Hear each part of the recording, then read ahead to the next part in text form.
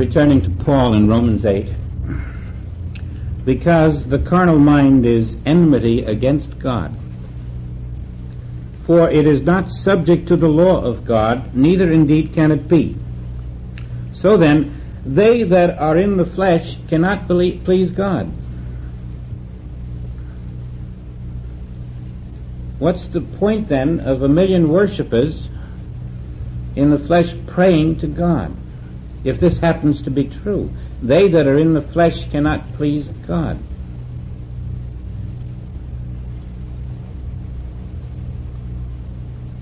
In other words, flesh is a denial of the allness of spirit. And the spirit being all, if this be the truth, then flesh has no existence.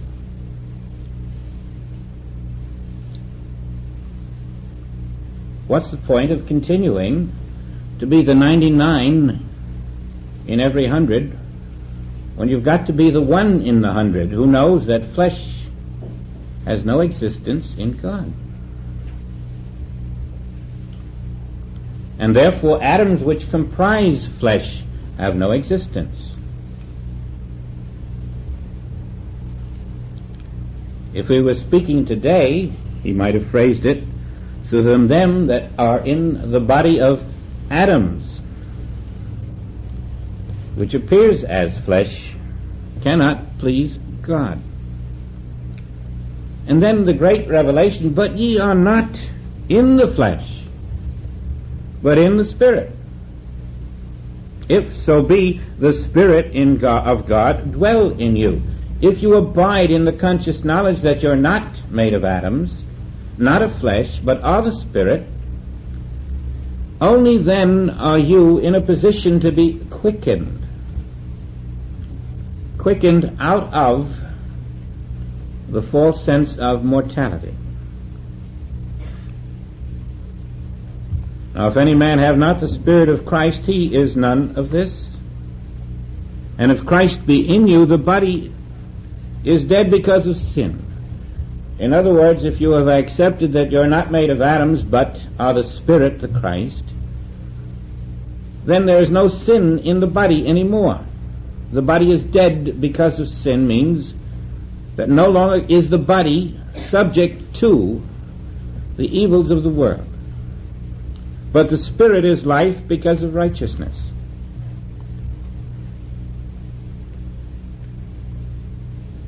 If the Spirit of him that raised up Jesus from the dead dwell in you, he that raised up Christ from the dead shall also quicken your mortal bodies by his Spirit that dwelleth in you. You see, this is how we come into receiving the allness of God, to be joined heirs in Christ. When we cast out what we are not, that which we are is revealed to us. There's a place in Matthew which brings this out very beautifully, and I want to go over that for a moment. It's in the chapter 17, Matthew 17, 24 to 27. This is really a statement about the nature of grace. I expect to find it any minute. When they had come to Capernaum, they that received tribute money came to Peter, and said, Doth not your master pay tribute? He saith, Yes. And when he was come into the house, Jesus prevented him, saying, What thinkest thou, Simon? Of whom do the kings of the earth take custom or tribute? Of their own children or of strangers? And Peter saith unto him, Of strangers. And Jesus replied, Then are the children free. Notwithstanding, lest we should offend them, go thou to the sea, cast an hook, and take up the fish that first cometh out, and when thou hast opened his mouth, thou shalt find a piece of money. That take, and give unto them for me and thee. Now, in this little series of verses, we are shown that there is a way of life called grace to those who do not dwell in the belief of a universe made of atoms or matter. And so we want to look at this. They that received tribute money came to Peter and said, "Does not your master pay tribute?"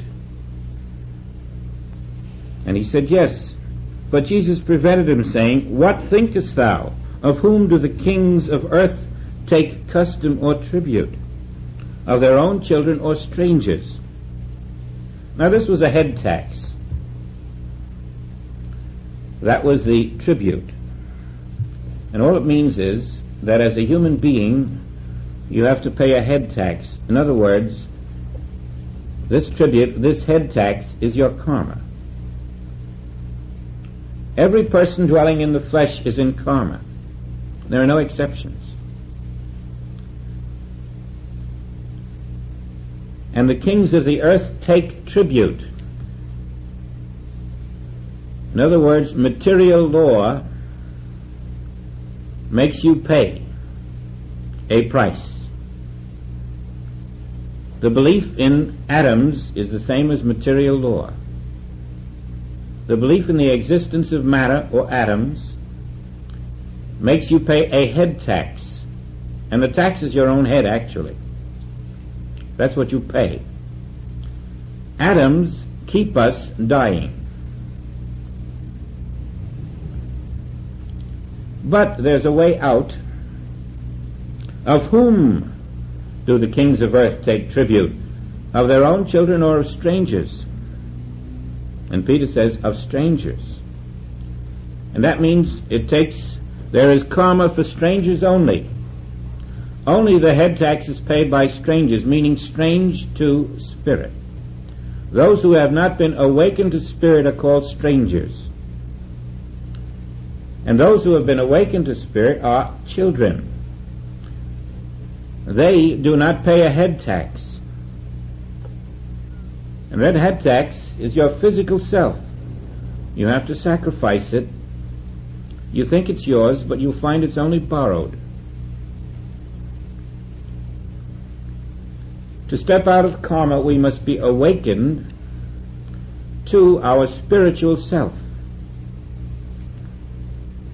And we cannot be awakened to it while we still cling to the belief in a self that is not spirit.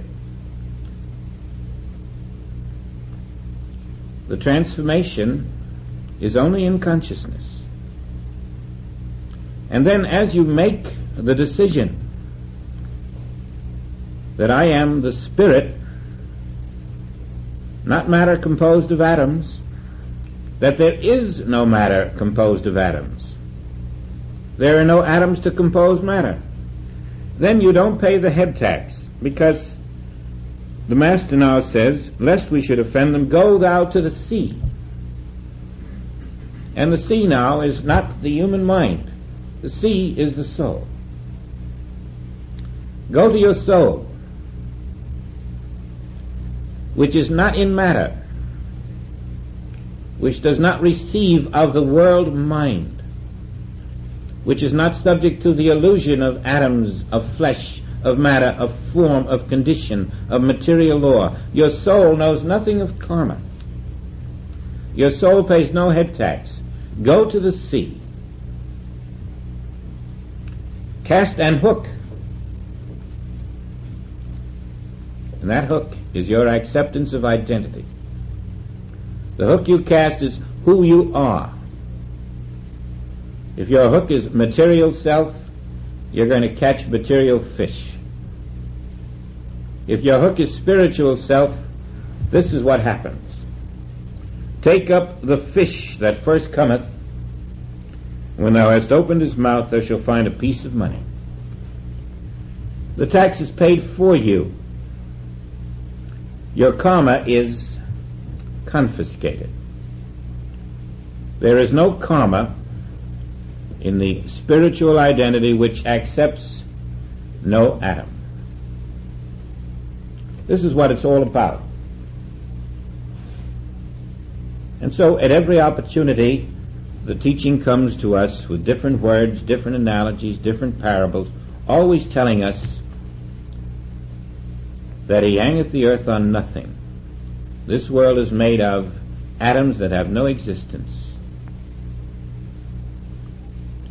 Now, after you've gotten to the place where, through the meditations on there are no atoms, you should have a certain flexibility to be able to go into more creative meditations. You should be able to spend some time, and I'd like to request that you consider doing it again this week, in which you transform your environment. In this meditation, you dwell in the knowledge that just as there is no atom or group of atoms to make a box, there are no group of atoms to make a room. And so there is really no box in God. I'm looking at a group of atomic ideas, and I'm looking from the atoms of my senses. And the atoms of my senses are reacting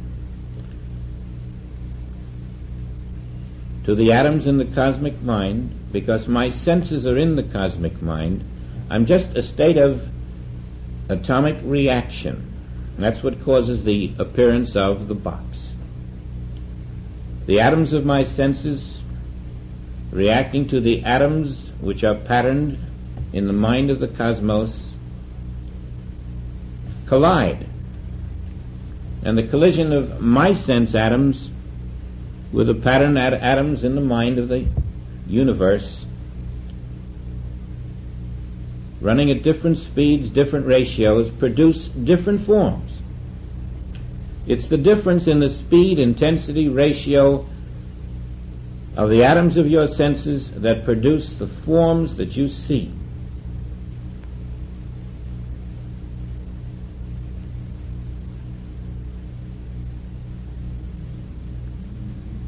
The only place these forms exist is in the cosmic mind. And you see them because your mind is in the cosmic mind. Your senses are in the cosmic mind. But the kingdom of God is not in the cosmic mind. That's why Christ raises the blind man to vision, the deaf man to hearing. That's why Christ can say to the leper, "Thou art cleansed," because only the veil of atoms had made a leper and a blind man and a deaf man. Your senses are made of this supposed material called atoms, and therefore the only thing they can know is a like material called atoms. That's the level of the fourth world. That's the level of mankind. It's the level of Adam and atom. The atom man is in the level of the atom. But the spirit man is in no level. So now start to transform your environment in your meditations. Suppose, for example, we had a string of pearls and we put it in a box. If the box isn't there, how can it hold a string of pearls? If the room isn't here, how can it hold a group of persons? You've got to have a room before you can have persons. The only way you can have a room is to have atoms. And when the master walked through the wall, he was showing you there's nothing there. We, in the cosmic mind, create the walls around us. We create them by the reaction of our senses to the ideas in the cosmic mind. And these little building blocks of atoms enable us to create these mirages. When the master walks through the wall, he's showing you that there's nothing there. It isn't composed of atoms like science thinks. And what's walking through is not an atomic body. And so you must sit in the quiet of your room, and you must spend time transforming your environment until you can remove the chair you sit on, the walls around you, the ceiling and the floor, and the body you think is sitting on a chair. And this is all done in consciousness. It becomes a very beautiful exercise in which you finally feel the nothingness of form, the nothingness of flesh, the nothingness of the atoms, and the allness of spirit becomes alive and vibrant, and it's all you. Where the wall seems to be, I am. Where the chair seems to be, I am. Where the flesh seems to be, I am. And who am I? Who is that I am? That is the infinite Spirit of God. That I am, I am. I cannot be that I am and be this which sits within walls. You're taking yourself into the sea, into the unconfined soul region, which is not bound in flesh, and you're resting in the soul. You're letting the false veil of the senses fade away. This exercise of transforming your environment is as important as knowing there are no atoms there. And again, at first, you're swimming against the tide because it's so strange, so seemingly unnatural. But finally there's a breakthrough. You begin to become conscious of another universe. A universe where there is no disease, where there are no problems, where there are no physical forms but forms of light. A universe where death spans and life spans are unknown. There's no interlude between lifespans because there are no lifespans in this other universe. There are no avalanches and floods and fires. And for you it becomes a real universe. And there are signs. That becomes your Damascus. That becomes the way that Christ makes itself known to you.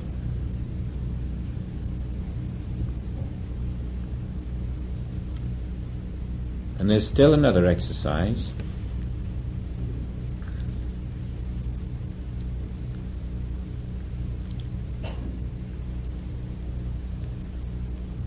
It's only for the 1 in 1,000.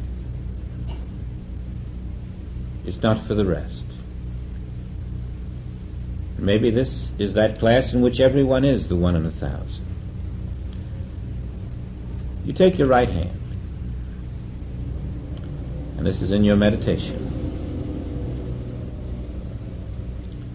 Jesus said, "Let me wash your feet, Peter."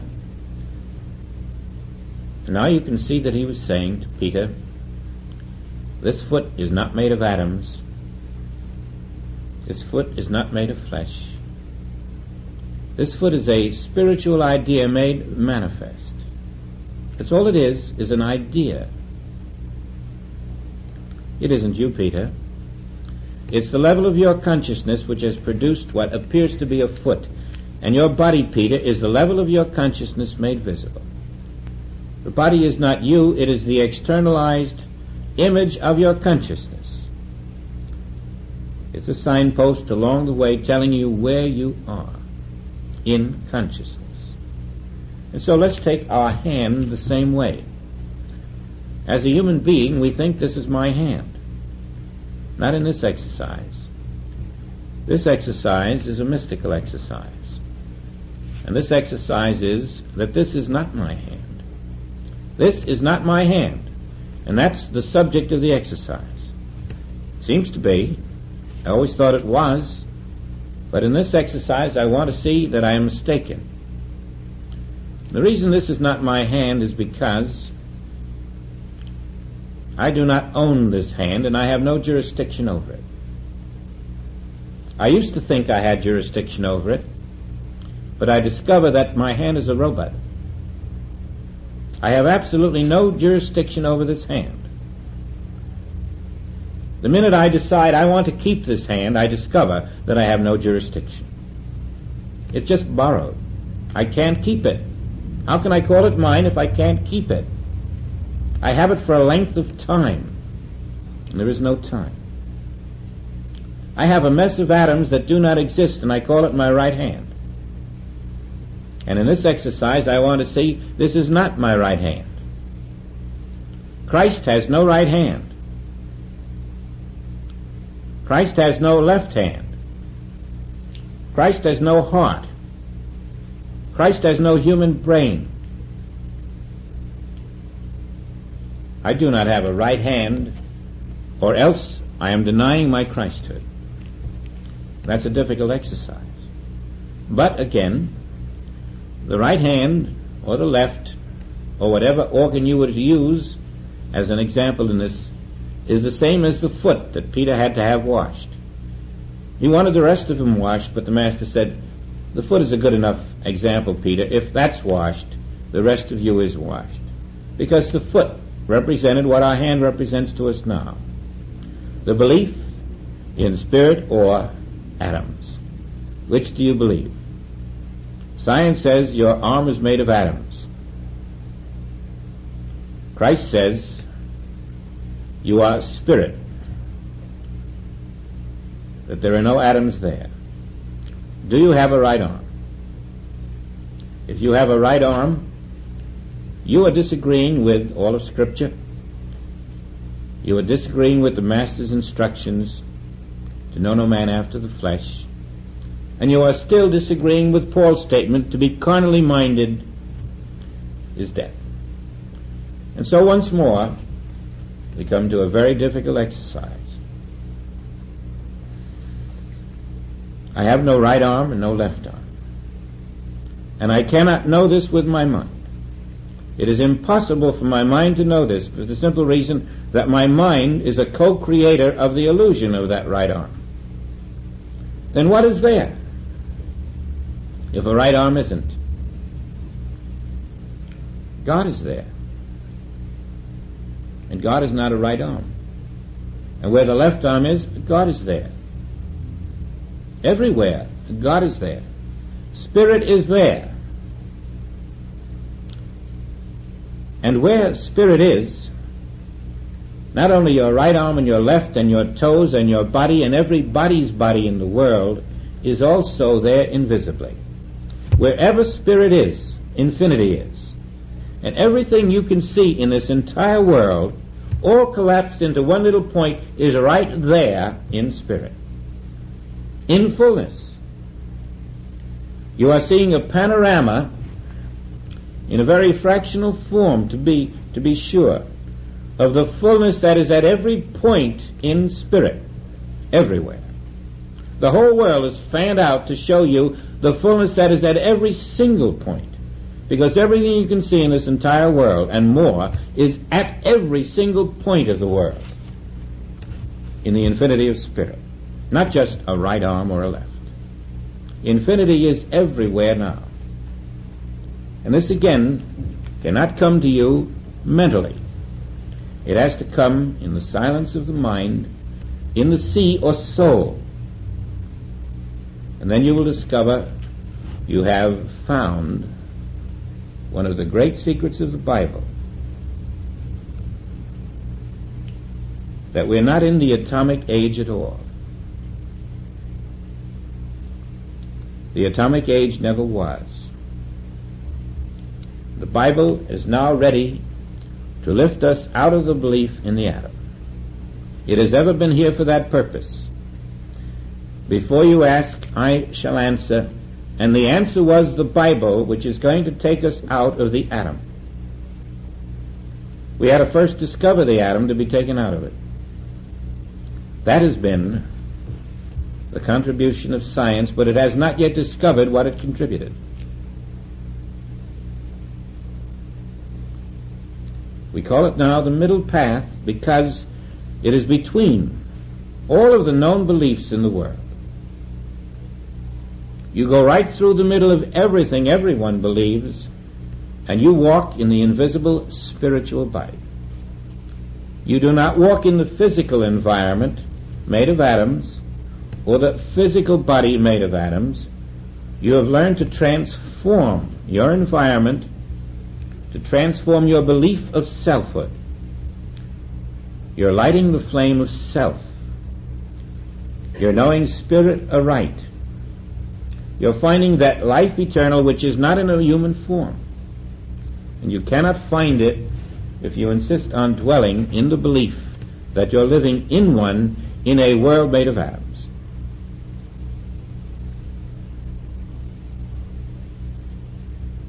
Now, today we've had 4 exercises. And if you even practice one, you'll do well. One with a box. To see that the atoms of your senses are creating that box out of mind patterns flowing through the universe. And you're using invisible atoms that aren't there to create the illusion of a box. When you touch that box with your fingers, the atoms of your fingers are reacting to the atoms of the box. And the atoms of your fingers aren't there. And the atoms of the box aren't there. 2 substances that aren't there are reacting each to the illusion, creating the feeling of texture. If you hear that box fall, the atoms of your ears are reacting to the atoms of that box. Again, atoms are creating the illusion through a reaction. And then if you put something in the box, you're putting it in nothing. You're putting an illusion in an illusion. Now that's why we're out of metaphysics at this point into mysticism. Anything that denies the allness and the indivisibility and the perfection of the one Spirit is not here. Atoms are divisible. They can be smashed. Atoms are divided. Atoms are a lot of empty space.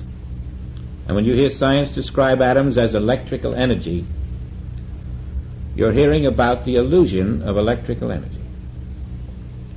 The only thing electrical energy can kill is another illusion. It's up to you not to be that other illusion. The only thing a germ can kill is another illusion, like itself. It's up to you not to be that other illusion. It's up to each of us to be that 1 in 1,000 or necessarily 1 in 1,000,000. Because the purpose of this class has been to gather together from all over the area those who are going to be doing real world work. And the world work you're going to do is simply to look out from your spiritual consciousness knowing that there are no atoms out there. That's the sum total of your world work. There are no atoms out there. And so nothing can be formed of them, and rest in that knowledge. When you start doing your world work from that simplicity and that depth,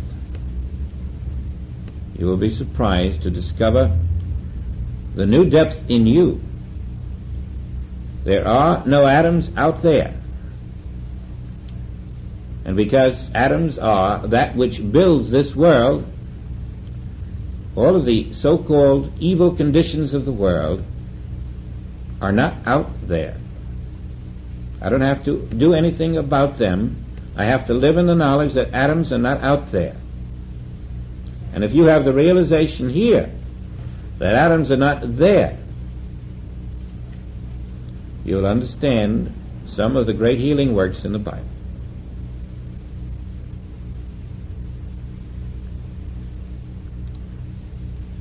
At this moment you may not know it, but you will discover someday that you have just been given a great power. When you can come to the real understanding that there are no atoms out there, you'll understand that spiritual power is within yourself. You will find grace is flowing. You will find people telling you wonderful things are happening because they have entered your consciousness.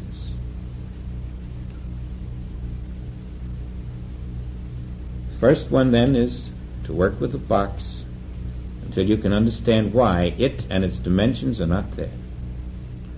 The second is to know atoms are not out there. The third is to know that because atoms are not out there, your environment is not out there, and so transform your environment in consciousness, 10 minutes, 20 minutes, half hour if you can. These are some types of meditation on this subject. And finally, take any organ of your body and recognize that it is symbolic of the whole body, and know that it is not there, because the atoms that are to comprise that organ are not there. You see, if you have accepted atoms are not there, you've got to accept that your hand is not there. So these are 4 exercises, and really you could spend the next 3 months with them. But you can take one, and you'll find it better to take one and dwell with that one again and again and again until it makes an impression on you. Then the other 3 will open up. And pretty soon you'll discover that you're walking with the disciples real well. You'll find that the gold in the fish's mouth doesn't startle you so much. In fact, you kind of anticipate something like that to happen in your life, because the idea is that grace must flow where there is a spiritual consciousness. And when you have eliminated the belief in atoms, forms, conditions made of atoms, you're pretty close to a spiritual consciousness where grace flows. Then you are spiritually minded, which is knowing God or knowing Spirit aright, and that is life eternal. Now this then marks the beginning of the first class of this series. What we're trying to build now might be called the principles of resurrection. What are the principles of the first resurrection which prevents our knowing death? We're trying to develop these through these 7 classes so that we come to the golden city. I have a degree of confidence that we can come to a place where most of us feel a new kind of liberty, a new kind of freedom. I'd like to reach the place where, at the termination of the classes, we have reached that inner freedom, peace, harmony, and let us call it confidence, that the world holds no fear for me in any way anymore, because it is made of atoms that aren't there. And I can walk through the illusion of the atom, living in what is really there as a self that does not know death.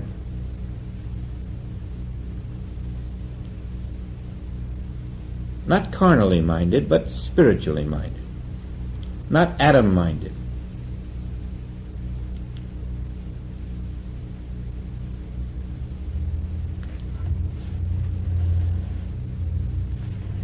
This leads to the quickening. The quickening leads to the harvest.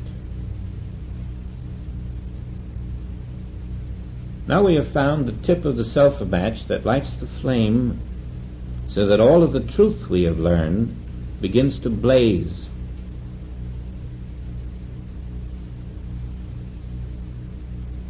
And we must stay with that match until it bursts into flame. The sowing, the renunciation of the atomic belief takes the underpinnings out of all matter. And then the harvest comes, because when we have cleansed ourselves of all false beliefs in our conscious world, right down into our unconscious world, bringing it up into our conscious, that which happened to Paul happens to us, and we are smitten by the light. It doesn't have to blind you, it doesn't have to knock you out, but it comes. And it comes to each in another way, in another group of circumstances, and it unmistakably tells you that you have found the universe of light, of self, of being. And you are the living Bible itself, living out the experience of self. The flame is lit. The spiritual sowing and the harvest become one and the same. Cause and effect now bring you into the knowledge of ever-present perfection. All that is here, when you eliminate the belief in the atom, is the presence of perfection. And that is the only shield you ever need. The atom is unsafe. The spirit is safe. The atom is imperfect. The spirit is perfect. The atom is lacking and limited. The spirit is perfectly complete. Rephrase, re-identify the world around you as nothing but atoms that aren't there.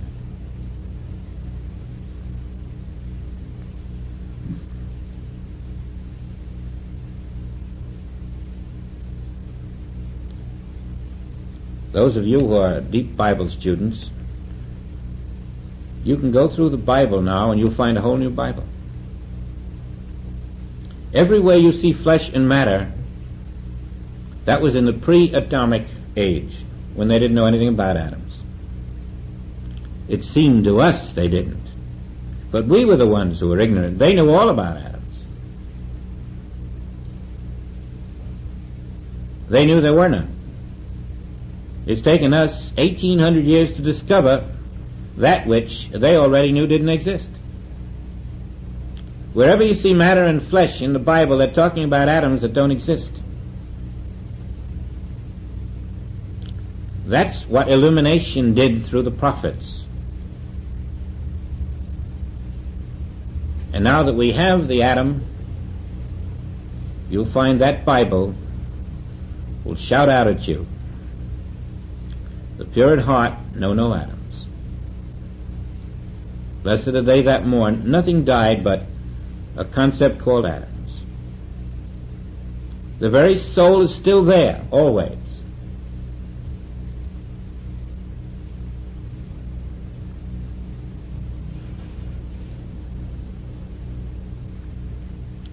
There will be new things in the Bible that you never saw before, coming at you in a new light.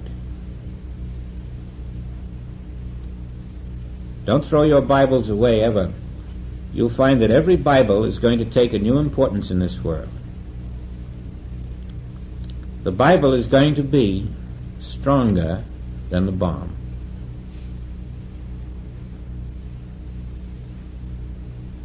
But it must be a real Bible, not just pages in a book. It must be the Bible of spirit in consciousness.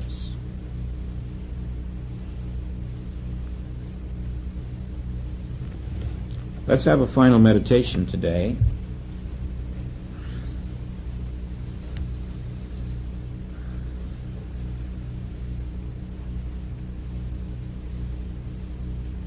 Before you came into the belief of being a form made of atoms, before you appeared on this earth in a form made of atoms, you always existed as pure spirit. And you always will. And even now, this second, you are that infinite spirit.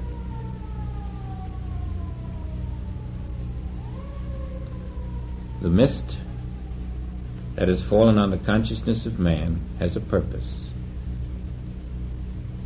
It's strictly the misidentification of it that has caused our lack of direction. We haven't used this mist of atoms for its purpose. Disengage yourself from it and see it only as the image placed for you out there by your consciousness. Then you'll know the nature and quality of your consciousness. Let the mist of atoms be your guide. Simply don't identify it as yourself, but as the image your consciousness is putting out there. And everywhere you look, you're looking at the image that others are putting out there through their consciousness, which they have identified as themselves. Remove that identification. You're not looking at anyone's self anywhere. You're looking at consciousness putting out images. You're looking at invisible consciousness everywhere. And behind each invisible consciousness is the full divine consciousness itself. That's all that's really there.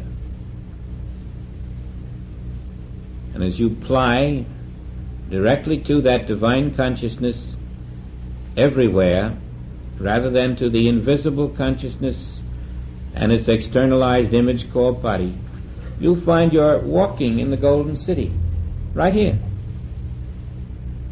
You're in the one divine consciousness, and you are the one divine consciousness.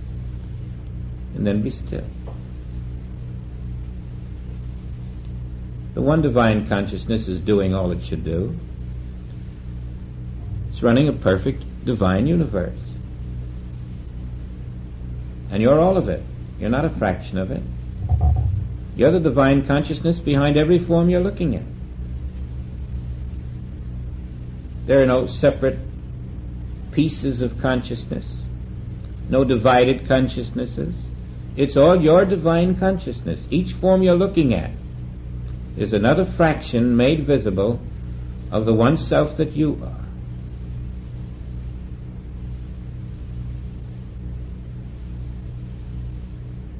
You're behind the veil of the atoms.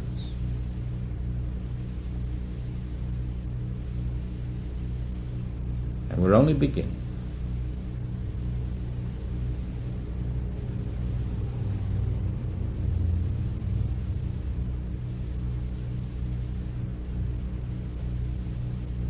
We are not accepting the imaged bodies that show forth.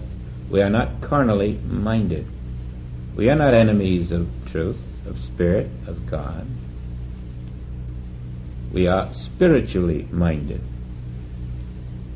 And as this deepens, we will find that life, which knows no beginning and no end, is the only life we could ever be. That is where you find the gold in a fish's mouth. The symbol of the signature of Christ in you is the grace that flows through you. That is like a painter signing a canvas. As grace flows through you, that is the signature of Christ.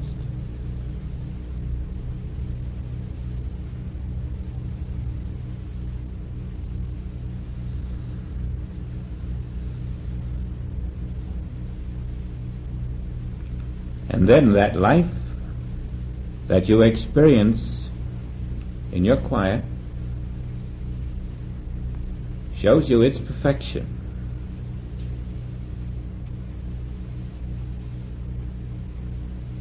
Not a limited human sense of perfection, but an eternal perfection.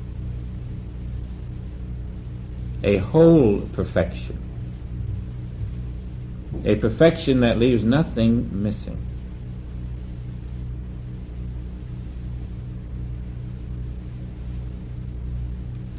Now, I can't tell you what text to use for the next lesson because I'm not using one either.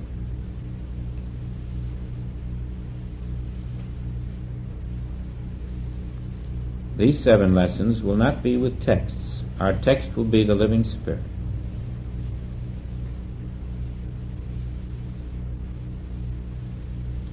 And to keep pace with this class, it's necessary for you to take the suggestion of the 4 different kinds of meditations and develop one very well.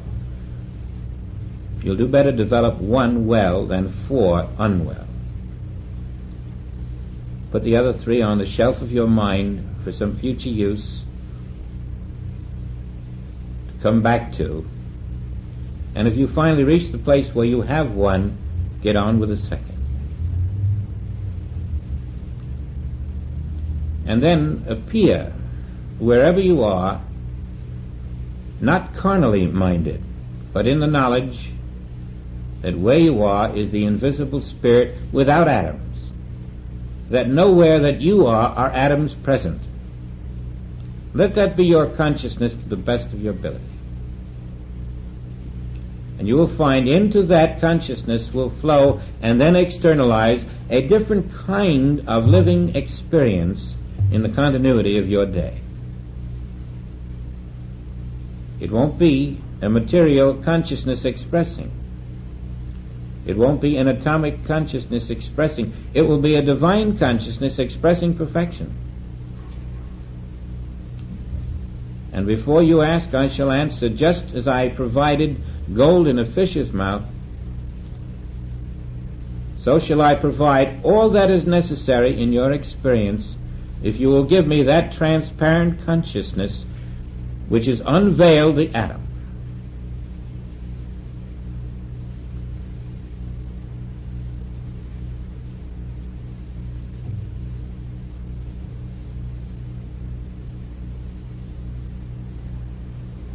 If you find the weather is bad, be still and know there are no atoms out there to cause good weather or bad weather. You're looking at a cosmic picture. Just be still in the knowledge there are no atoms. Don't be surprised if good weather appears. If you find any untoward circumstance in your life, be still and know there are no atoms out there. Therefore there be no material conditions, because there are no atoms to make matter, which is a condition. And therefore the material conditions which you have not accepted because you know there are no atoms out there in your consciousness cannot remain there long. All you've got to do is remain patiently in the quiet, come back to it again and again if necessary, and you'll find a change in those conditions, an adjustment, a substitution, a new thing entering. The divine will always express divine effect and not material effect. And that divine effect in the invisible will show forth as improved material effect. You see, when you take away the atom, you're living in the realm of cause, and you're no longer under the head tax, the karmic law. You're no longer paying tribute to the atom.